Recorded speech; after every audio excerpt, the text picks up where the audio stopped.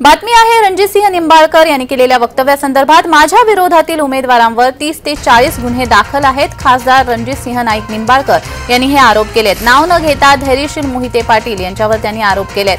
करमाळा तालुक्यातील साखर कारखाने मोहिते पाटील यांच्याकडे 4 वेळा चालवायला होते, त्यांनी काय अवस्था झाली। माढा तालुक्यातील कारखाने लिलावात काढले तरी शेतकऱ्यांचे अजून पैसे दिले नाहीत असं वक्तव्य देखील त्यांनी केलंय। आपल्या विरोधातील उमेदवारांवर गुन्हे दाखल झालेले आहेत।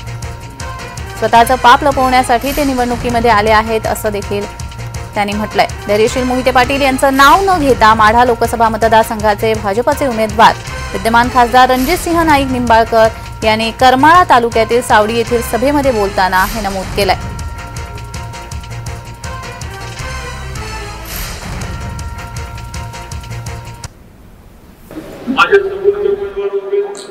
त्यांच्यावर लोकांचे पैसे दिले म्हणून 30-40 गुन्हे दाखल आहेत, मारहाणीचे गुन्हे दाखल आहेत, वेगवेगळ्या प्रकारच्या दौलतचे गुन्हे दाखल आहेत, जे आम्ही सांगू शकत नाही। लोकांचे पैसे थकवणारे असे लोक निवडणुकीमध्ये उमेदवार म्हणून स्वतःचं पाप लपवण्याकरता सत्य वस्तू वाढली त्याकरता निवडून येतात।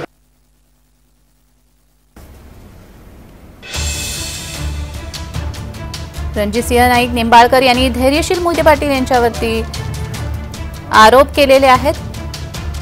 माझ्या विरोधातील उमेदवारांवर 30 ते 40 गुन्हे दाखल आहेत असं वक्तव्य त्यांनी केलंय।